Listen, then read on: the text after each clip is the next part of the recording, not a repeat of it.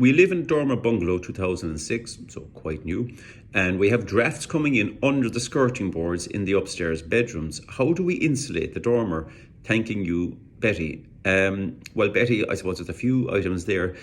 Drafts coming in under the skirting boards in a dormer bungalow. I'm kind of guessing that these skirting boards are behind the built out area in a dormer. That's what they call it, the storage dormer sections on the edge of your dormer on the outer edges.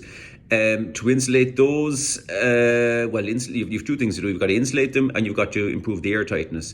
To improve the air tightness, you're taking off the skirtings and you're putting an air tightness membrane up the walls around the sloped roof of your dormer and back down the walls on the other side, and you're plastering over. Now, if you're doing that much, you might put a dry lining board which will have an insulation backed plasterboard over your air tightness membrane, so at least you're getting more insulation. And then of course you need to insulate between the studs of the walls and your roof rafters as well, ensuring that you have a level of ventilation, so you're still ventilating the dew point on the outer surface, kind of facing your slates of this new insulation you're putting between the rafters and joists. So a little bit of work to be done there, but that will dramatically improve your insulation and your air tightness levels. But don't forget, if you get the air tightness to a very high level, you might need to install some mechanical ventilation.